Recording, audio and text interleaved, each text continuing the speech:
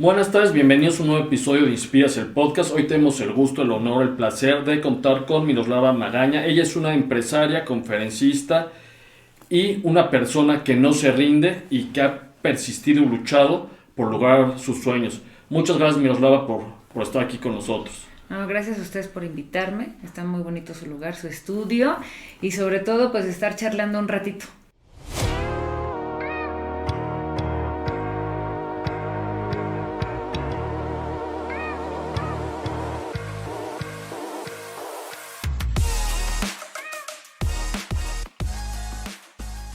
Miros, yo sé que lo has dicho 1000 veces, pero creo que es una historia que merece la pena ser repetida. Ok. Ya sabes hacia dónde voy. Tú abres tu TED Talk, tu punto central es, te dijeron que habías arruinado tu vida. Ajá. Y yo lo veo, por supuesto, que todo lo contrario. Sí. Pero cómo tú rompes esa narrativa, cómo vas creciendo, cómo vas logrando esa trayectoria cuando en un momento parecía que igual todo era adverso. Sí, bueno, veo y también en el proceso de los años y sobre todo ahorita con muchísimos jóvenes que a veces un cambio en tu vida drástico es fatal, ¿no? Es en tu cabeza pues el fracaso, no estamos preparados para fracasar, siempre estamos acostumbrados a que nos vaya bien, que te impulsen, que te digan cosas positivas, que eres superhéroe, ¿no? Casi, Sí. casi. Pero cuando eso se transforma en negativo, donde no hay alicientes, donde un error se comete en una tragedia, donde por donde quiera que le veas amigos, familia, en tema de las escuelas, todo es culpable, culpabilidad, Ajá. culpabilidad, culpabilidad. Entonces, obviamente el platicarlo es muy, muy fácil y muy rápido, ¿no? Pero los procesos en los que tu cabeza va dándole la vuelta a un problema y buscar una solución, que eso Sí. es lo más difícil. Porque cuando tú tienes un problema, te encasillas en el problema. Y aparte te victimizas. Y aparte dices, se me acabó el mundo. Y más todo lo negativo que te llegan a decir, toda la gente que te rodea. Pero también hay algo parte de nosotros que cuando tú no te crees lo que la gente dice de ti Ajá. y tú estás buscando encontrar quién eres, entonces empieza una lucha constante para conocer tu camino. Nadie sabe, nadie nace sabiendo, no hay una esfera de mágica que te diga vas a salir adelante, vete por la derecha, te tardas 10 minutos, o sea, no existe ese tema. Sí. Pero tú construyes tu día a día. Eso es lo que tiene el ser humano, que nosotros construimos nuestro día a día y somos los únicos autores de elegir el camino del llorar, del fracaso o de... También el éxito es algo que tenemos en la cabeza pero no sabemos cuándo lo tenemos. Es más, te puede llegar y ni siquiera te puedes dar cuenta. Sí. Eso es algo raro, ¿no? Porque la gente cree que cuando tiene éxito todo es perfecto y he descubierto que tal vez es la suma de demasiados aprendizajes con muchísimos fracasos lo que hacen que corrijas y te levantes para empezar de nuevo, ¿no? Entonces, me arruiné la vida, sí lo tenía mucho en la cabeza, pero un día me desperté y dije, claro que no. Oye, pero ese mensaje, ¿quién te lo dijo? Ese mensaje me lo dijo mi papá. Ok. Sí. ¿Y en el entorno en sí era así? ¿O había otro entorno que te decía, ok, no te arruinaste, hay esperanza? ¿O la No, narrativa era nada. nadie? No, nadie. O sea, el tema de la edad, el tema social, el tema familiar, aparte era la más pequeña de la casa, Sí. la más rebelde, o sea, siempre fui una hija como desobediente, Ajá. como siempre ponía mis reglas, ¿no? En todo. Y todo lo que me decían de una forma, yo decía, no, vamos a hacerla de otra forma. Entonces Ajá. también se nace con esa necedad y ese carácter. O sea, no creces y un día para otro te vuelves así. O sea, con eso lo traes. Entonces, cuando la familia y nadie te da no pasa nada, es normal, no es la única, o sea, palabras que a lo mejor hoy te puedo yo enumerar que pudieron haberme dicho, Sí. en ese momento no existieron, era, pues, ya te la regaste, te casas, ya casada con la familia nueva, pues es que tú tuviste la culpa, no él. Vivimos en un país que tiene demasiada misoginia y donde la culpa la lleva siempre la mujer, ¿no? Aparte de que tienes que cambiar de estar en la escuela, en la secundaria, con tus compañeros, preocupándote por las tareas, que tampoco las hacía, la verdad, tampoco las hacía. Pero ahora ya estás en una casa donde tienes una familia nueva que te está diciendo todos los días que sigues siendo tú la mala, la culpable, casi una bruja, ¿no? Porque las mujeres hacemos misógenos a los hombres. En caso de las mamás hacia los hijos, cuando no separan el amor de madre a que el hombre o el hijo tiene que respetar a la mujer, ¿no? O sea, es consentir demasiado. Entonces vivía con eso, viví una separación por muchos años con toda mi familia. Mis amigos obviamente de mi edad, de la escuela, pues desaparecieron. O sea, te cambió la vida en un segundo, ¿no? Y otro tema es que tú quieres volver a ser adolescente, que tú dices, ya nació el bebé, quiero mi vida, y esa vida ya no regresa. Y por ejemplo, ¿tú mentalmente creíste estos mensajes o tú siempre sabías que ibas a salir adelante? ¿Cómo era ese proceso mental que tú vivías? Es más, cuando nació mi hijo, o sea, no sabía, o sea, cómo ser mamá. Sí. Y yo cuando nació Benny, mi bebé, que hoy lo adoro, ya es gigante, cuando me lo dieron, yo lo veía como diciendo, es un bebé. Ajá. No, o sea, en lugar de decir, ay, como ahorita mis amigas de mi edad que tienen bebés, no, es otro tema, otro show, yo decía, no, y ahora acostúmbrate a tu nueva vida y aparte que el bebé depende de ti, ¿no?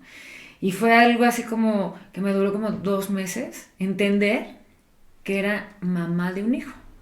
Eso fue olvídate de que me casaron no, lo más fuerte para mí fue entender que era mamá. Sí. O sea, yo sabía que era mi hijo, pero no sentía que era mi hijo. Así como, no, si yo era la más chica de mi casa, entonces ahora cómo voy a ser la mamá del bebé, ¿no? Entonces esa palabra la fui cambiando. Ahora después fue ya mi bebé, mi hijo, ahorita es el amor de mi vida, pero en ese momento yo creo que lo más difícil aceptar fue que en cuanto cambió mi vida, porque cuando mi familia se da cuenta que estoy embarazada, yo ya tenía 6 meses de gestación. Sí. Entonces el bebé nació muy rápido. Entonces ya acostumbrarme con él sí fue un proceso. Después lo difícil, porque hoy, por ejemplo, el papá de Benny cuando él nació tenía 19 años.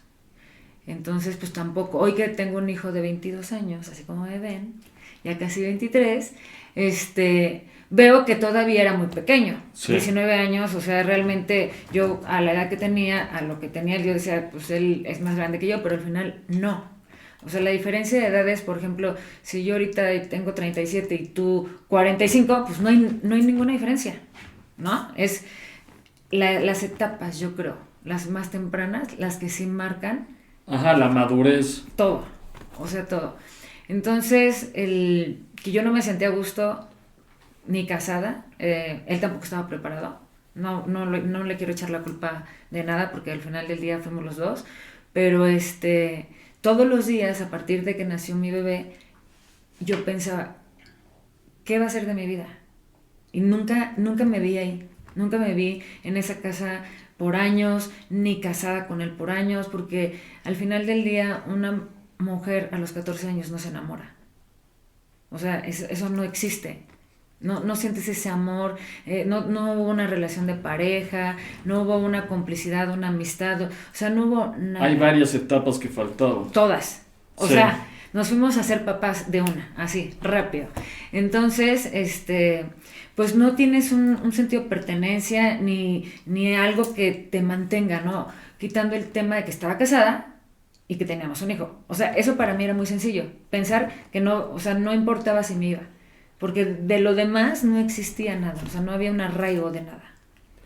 Y lo que me decías, ¿cómo reparas, después, no le hablas a tu familia en muchos años, cómo vas reparando, o si cómo reparaste esa relación, esa comunicación? El tiempo, o sea, el tiempo es el mejor aliado en el sentido de que tú podrás disculparte una y otra vez y justificar, yo creo que eso es lo más absurdo, ya tienes un hecho, le tienes que dar la vuelta, ¿no? Sí. Pero el paso de los años, el que tú vayas construyendo una nueva historia, porque la que yo tenía ya no existía. Entonces tienes que empezar de cero a construir tu propia vida, a construir una nueva historia, a emprender o a trabajar. Y cada año era un capítulo nuevo en mi vida, un avance, un crecimiento. Y así como se notó que me embaracé, así también se notaban mis cambios de mamá, de mujer divorciada, porque yo a los 16 ya estaba divorciada. Entonces yo me iba muy rápido, ¿eh? Sí. Cuando empecé mi primer trabajo, mi negocio y todo lo que yo iba haciendo, la madurez, no sé, esa te llega instantáneo. ¿Por qué? Porque sabes que dependes de ti y que detrás de ti pues, no hay nadie. Entonces te forjas tus horarios, tus hábitos, que si trabajas tiempos extra, que si trabajas los fines de semana, que si quieres dormir 20 horas, la consecuencia, o si duermes 4 o 5. Entonces no hay nadie que te vaya guiando y entonces tu comportamiento, en mi caso, fue desarrollo, porque yo tenía una supervivencia día a día con un bebé, ¿no? Con una independencia también. Sí. O sea, tal vez me separé de un día a otro, pero aunque me divorciara en 2, 3 años en el tema legal, pero la separación fue de un día a otro. Entonces otro cambio rápido, ¿no? Pues ahora cuando yo me separo vivo con mi papá y la familia de mi papá como 10 meses. Y luego ponte a trabajar. O sea, obviamente la gente no estaba contenta.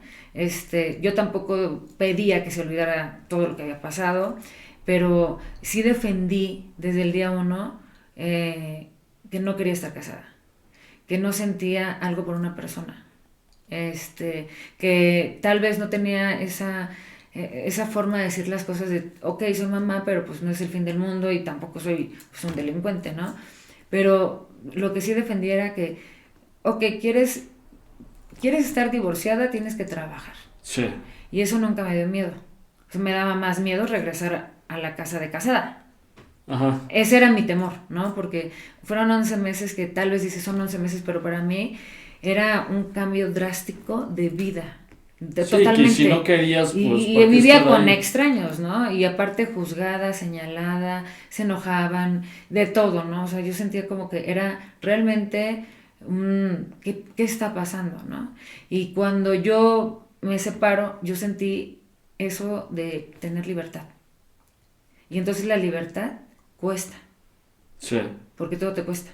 Desde que eres libre, ¿no? Desde que quieres trabajar, dónde vas a dejar a tu hijo, dónde vas a vivir, cómo vas a comer, quién va a hacer la comida y todo lo que genera ser una persona independiente y siendo mamá joven a esa edad. ¿Y cómo brincas? Tu primer emprendimiento es en el ramo del deporte, en los gimnasios, ¿no? ¿Cómo se te ocurre eso y cómo empiezas a levantar ese negocio? Pues sí fue algo que ocurrió en segundos porque cuando dices, voy a trabajar ¿de qué? Si no tengo los estudios necesarios, pues nunca he trabajado, la edad no me ayudaba en absolutamente nada.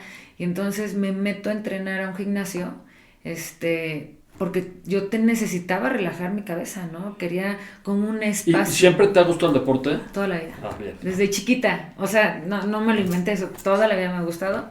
Entonces ahí, en las primeras 2 semanas que me metía, yo creo que 2, 3 horas, pues plática con una persona, con otra, y así un día llega el dueño del gimnasio y me dice... Tienes un buen ángel con la gente, tienes buen físico, tienes una edad perfecta, te doy trabajo de entrenador. Y yo, si yo no sé entrenar gente, ¿no? No es muy fácil, yo te capacito, todo lo que necesito tú lo tienes y vas a ganar por hora. Y entonces ya empiezan las matemáticas y yo así entré para saber qué iba yo a hacer, dónde iba a pedir trabajo. Y sin pensarlo, el trabajo llegó y me dijo, ven, yo te contrato. Entonces, eso para mí, no sé si es el destino, si es suerte, o sea, no sé. Pero dije, si digo que no, voy a perder. Entonces, el decir que sí, pues me enseñó una nueva actividad y aparte empecé a generar un ingreso. ¿Y ahí cuándo decides independizarte? En esa temporada, mi papá era militar, entonces él cambiaba de ciudad cada año. Y sí, obviamente me dijo, me voy en 2 meses y no te puedes quedar aquí porque pues la confianza y da.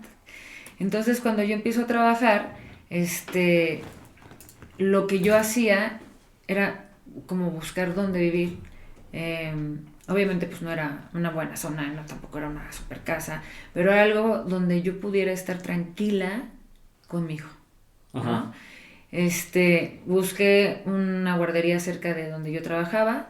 Al principio, los primeros 6 meses yo trabajaba para pagar donde vivía, la guardería y lo que comía, así, ¿no? Ajá. Pero cuando tú tienes algo que te apasiona y te gusta y se convierten en talentos. Entonces yo en ese lugar empecé a agarrar más horas y más horas porque a la gente le gustaba y me dieron las horas más feas, ¿no? Las de las 5 de la mañana, las 6 de la mañana que van 2 personas o 3 y las Sí. top, ¿no? Las 7, 8 y 9, ya sabes que hasta en el deporte es el que tiene 3 estrellitas, es el máster, el que viene del extranjero y todo eso que tienen estos negocios.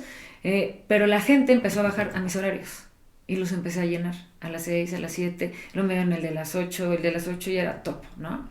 Y empecé a llenar los horarios, daba clases de bicicleta, de spinning, Ajá. y me pagaban por hora 80 pesos, o sea, imagínate. Pero cuando ya cubres un horario de la mañana de 5 horas y a lo mejor en la tarde 4, pues ya no son 80 pesos. No, ya se pone Que interesante. se pone interesante. Y aparte, tenía algo muy noble, que de las 12 del día a las 5 de la tarde yo tenía libre.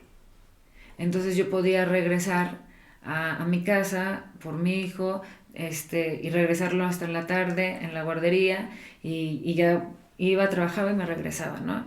Y hoy, si ustedes buscan un trabajo con esos horarios para una mamá soltera, está muy complicado, ¿no? Porque ni modo que en las oficinas te vayas desde las 12 y regreses a las 5. Sí, Entonces, ¿ con quién trabajas? exactamente. Entonces se acopló mucho ese tema y me empecé a enamorar de los gimnasios, de las clases, empecé a tomarlo ya como un trabajo, o sea, más en forma, y ahí nace la idea de poner un negocio de ese tipo. Y luego haces un cambio a una industria totalmente distinta. Y decías que el deporte siempre ha sido tu pasión. Sí, ¿El transporte, la chatarra, chatarra. es tu pasión? ¿O le encontraste la pasión al proceso o al liderar una empresa? Bueno, ninguna de las dos. Cuando yo decido cambiar de giro, yo llevaba, no sé, 6, 7 años, la verdad no, nunca los he contado, entrenando. O sea, de dar clases, emprendí con una salita de spinning chiquita Ajá. y así empezamos a crecer hasta llegar a 380 socios. O sea, crecí lo que podía crecer en la Sí. colonia donde yo estaba. Allá en Ecatepec, saludos a todos, ahí fue mi negocio. Y llegó un momento donde yo a los socios que yo tenía, ellos entrenaban y se iban a trabajar. Sí. Entrenaban y se iban a trabajar y yo quedaba ahí. Y entonces yo decía, yo quiero tener una vida después del gimnasio. Quiero salir corriendo para irme a un trabajo y aquí pues ya no puedo hacer nada, ¿no? Y también llegó un momento donde me pusieron una competencia y otro gimnasio obviamente más grande, con mejores aparatos, todo, con promociones muy fuertes y la gente se fue. Sí. Luego regresó. Ajá. Pero ese hecho, o sea, al principio sí me dolió. Dije, oigan, yo casi me mato con ustedes, que si teníamos cafetería, entonces si tú comprabas una malteada con tal de consentirte, yo te escuchaba 2 horas toda tu vida, y así era con cada persona, ¿no? Por eso la gente regresó. Coach y terapeuta. Todo, porque aparte, pues era mi negocio, ¿no? Y para mí un cliente siempre es oro molido, el que sea, es oro molido. Entonces, cuando se van, yo decía, o sea, ¿cómo de la noche a la mañana la gente te puede cambiar? Cuando yo doy la vida por este negocio. Y ahí me di cuenta que ese negocio no me iba a durar toda la vida. Y luego piensas, ¿no? O sea, yo tenía como 21 años y yo decía, a esa edad, yo sentía que era una persona muy grande. Muy, Ajá. muy, muy grande en edad. Y yo dije, cuando tenga 25 o 30 años y esté muy vieja, ¿Cómo voy a dar clases? ¿Y cómo voy a mantener a mi hijo en la prepa o en la universidad con este negocio que, ¿sabes? Sí. Es por temporadas. Entonces no es algo que sea fijo. Y me empecé a preocupar que ese negocio no iba a ser para toda la vida. Y creo que todos los negocios o todos los aprendizajes o todas las etapas de tu vida tienen un ciclo. Y ese ciclo, yo ya lo había cerrado. O sea, se le fue la magia de lo aspiracional, se le fue la magia de quiero crecer 10 pisos hacia arriba, no sé. O sea, como que llegó un momento en donde me bajaron el telón y para. Entonces, ¿cómo te surge la nueva idea? Porque, y no me van a dejar mentir, cuando una persona quiere poner un negocio, Ajá. antes de ponerlo, siempre anda preguntando. ¿Es buen negocio? ¿Es mal negocio? ¿Tú Sí. qué harías? ¿O a qué te dedicarías? En ese entonces, pues yo tenía, no mucho dinero, tenía poquito en el banco, pero a mi edad y en mi mundo, pues ya quería yo cambiar de negocio radical, ¿no? Y entonces empezó a preguntarle a la gente un negocio donde yo no tenga que estar 24 horas aquí metida, todos los días, porque aparte, llegó un momento que abríamos los domingos, Ajá. ¿no? Entonces, ¿cuándo descansas? También te saturas. Obviamente teníamos colaboradores, más entrenadores y todo, pero pues yo siempre atendía al cliente día y noche, y llegó un momento donde los quería mucho, pero ocupas vivir. Exacto. Entonces, en esas 20,000 preguntas que me aventaba la gente, pues ahí nace la historia de mi hermano, porque él en ese entonces era policía federal de caminos. Y me acuerdo que pues, le pregunté, yo creo, no creo, más bien me lo confesó años después que pues me lo dijo a lo menso, Ajá. para que ya yo me tranquilizara de ese estrés, porque era un estrés diario, todos los días, o sea, sentía que se me acababa la vida, la edad y las oportunidades. O sea, Sí. cuando es algo bien raro porque cuando es momento de volar hacia otro lado, todo el tiempo estás pensándolo. Todo el tiempo estás como si alguien te fuera a ganar algo que ni siquiera sabes qué vas a hacer. Sí. A mí me pasaba. O sea, como competencia conmigo todos los días. Y él, obviamente, en carretera, pues todos vemos en carretera, pues vemos trailers, camiones. Ajá. Y, o sea, dicen que el cliente lo que pida, ¿no? ¿Qué pedía la hermana? Un negocio donde no sale imagen, donde no esté yo ahí metida día y noche y donde gane bien. Entonces, pues un camión, pues no vas a estar tú, va a estar el chofer, no tienes que hacer la imagen tú, o sea, ¿no? Entonces, me da el consejo, pero imagínate lo avida que yo estaba de escuchar un cambio. Porque a lo mejor, si me lo hubieran dicho hoy, pues, digo, a ver, analizo, ¿no? Ajá. 1000 cosas que hoy te diría no lo haría. Pero Sí. ni drogada, o sea, no me metería a ese negocio, ni drogada. Pero en ese momento yo dije, ¿qué tan difícil puede ser tener un camión? ¿No? Pues empiezas muchos retos, como primero lo que vale, luego pues los créditos que nadie te va a dar, porque no tienes estados financieros, no sabes realmente cómo se constituye un tráiler, el motor, para qué sirve, qué vas a cargar, quién va a ser tu cliente. Conoce un país. O sea, conoce un país para caminar un camión. Eso se necesita. Y aparte de tener conocidos, aliados, mecánicos, soldadores, el que te vende llantas, es un mar de gente. O sea, tú ves un tráiler, pero detrás de ese tráiler hay 30,000 personas empujando el camión. Ajá. Que yo no sabía. O sea, ya nada más dije, pues el chofer. Sí. Ya esos choferes mágicos no existen. Pero yo me la creí así. Entonces, obviamente el primer reto fue comprar un tráiler. Y de ahí haces otra transición allá a la chatarra. Ajá. ¿Cómo te das cuenta que ahí era el negocio? Porque, mira, no sé si le pasa a todos, pero en tu vida siempre te vas a hacer preguntas. Ajá. A ti mismo, ¿no? Por ejemplo, la primera pregunta que me hice fue cuando estaba casada. ¿Quiero esto para mí toda la vida? No. Y me fui. Cuando tenía yo el negocio del deporte, dije, este negocio no me va a dar para toda la vida, ni la energía, ni la edad, ni nada. Entonces, ¿quiero esto para toda mi vida? Ujú. No. Con el transporte del 5.º año, yo veía que pues, mis clientes fuertes pues no tenían transporte propio. Y aparte veía que el mercado del acero y de la chatarra pues pues deja una derrama económica en el país inmenso y que nunca me quedaba sin fletes. Ajá. O sea, me quedaba sin chofer, sin dinero para mover el camión, o no tenía llantas, o sea, me pasaba de todo. Pero el flete, o sea, la carga, siempre, la demanda era muy alta. Entonces yo dije, bueno, si yo tuviera todo el dinero que tienen mis clientes, yo tuviera mis camiones, ¿no? Entonces me dicen, no, Miros, es que el transporte es el peor negocio del mundo. El negocio está en lo que llevas, que es el acero, que es la chatarra. Y entonces yo me quedé así, ¿cómo? O sea, yo llevo 5 años en esto y la verdad Sí. no me iba muy bien, pero no me iba muy mal, pero sí me iba mejor que en el gimnasio y ya como que tenía una vida que yo ya entrenaba en algún lado, salía y trabajaba, ¿no? O sea, Ya construiste una vida. sí, lo que yo quería. Entonces, pues me empecé a abocar al tema y le decía a mis clientes, enséñame, y se reían. O sea, no es como una tabla del 3, ¿no? De enséñame cómo es el negocio para que yo lo haga, ¿no? Ajá. Y enséñame y dime, pero también hay algo, el que busca encuentra.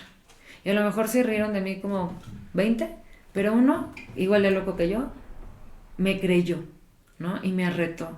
O sea, me dijo, mira, es muy difícil que compres la chatarra porque vas a pelear con un mercado gigantesco por centavos y ocupas lana para estar comprando y Ajá. para trasladarla y lo que te pagan y entonces vamos a hacer esto, tú consigue a ver quién te da su carga, yo te doy una tarifa muy alta porque era un acerero y te voy a ayudar que cuando llegue aquí a la acerera yo pago al contado para que tu cliente te dé más chatarra y a los 15 días ya la tenía. Entonces yo me salí y yo dije, ahorita la consigo, ¿no? Y obviamente ya hasta puse mi camión para llevarlo y todo. Y cuando le mando la primer carga, yo le hablo a esta persona. Y le digo, ya van a entrar, compré 400 toneladas de troquel, ¿no? Sí. Y van a empezar a llegar los camiones. ¿Cómo? Pues tú me dijiste. Y luego ya después me contestó, dijo, es que yo te lo dije porque quién fue el valiente que te soltó su carga sin pagarle, sin ser chatarrera y sin tener lana. Poder de convencimiento. O sea, si tú te la crees, se la cree el de enfrente. Si tú haces algo sin creértelo, con miedo, lo transmites. Y entonces yo en mi cabeza el transporte pues ya lo tenía, no lo iba yo a dejar, pero yo quería el negocio que dejara lana. Sí. Y yo me fijé en lo que quería y fui con un cliente, me mandó la goma y fui con varios, ¿no? Entonces el que creyó un poquito en mí y me dijo, bueno, a ver, con el primer camión te calo, pero me tienes que pagar luego, ¿no? Y cuando le hicieron la transferencia, que aparte yo ya hoy sé que esa tarifa muy alta que me autorizaron, sí, o sea, tuvieron problemas porque también me lo autorizaron o sea, nunca lo va a hacer, ¿no? Ajá. Y eso es lo que pasa, que la gente cree que lo que tú dices no sucederá. Y cuando tú haces que las cosas sucedan, la gente no se lo espera. Y los metes en un problema. Sí. Miros, ya estás por acabar, pero quiero que me contestes una pregunta. Te preguntas qué es lo que no quieres ahora. ¿Qué es lo que sí quieres de aquí para adelante? ¿Hacia dónde ves tu misión, tu propósito? Pues es crecer en el tema de, ya no tanto la chatarra sola, sino en el tema general como reciclaje, Sí. en el tema de sustentable, en temas de agua, modificar un poquito mi negocio del transporte porque hoy tenemos una crisis de operadores de tractocamión muy cañona. Y buscar una tranquilidad, o sea, ya no tener esos negocios tan excitantes y tan locos, porque también el tener calma, el tener paz, eso nivela un poquito toda la controversia que vivimos en los negocios. Y eso es finalmente por lo que has trabajado tanto, o al menos yo espero en algún momento llegar a, ya puedo pausar, porque ya no necesito estar a 1000. Sí, sí, llega un momento donde buscas más tranquilidad, más estabilidad, pero también tengo que reconocer que cuando uno es loco, loco se muere. Sí. Entonces no prometo mucho, pero la idea la traigo. Miros, me ha encantado esta plática. Creo que si uno quiere emprender, tiene que emprender con una mentalidad como la tuya. Te agradezco tu tiempo, te agradezco este espacio y nos vemos pronto en Inspiras el Podcast. Muchas gracias. Muchas gracias, Miros. Nada que agradecer.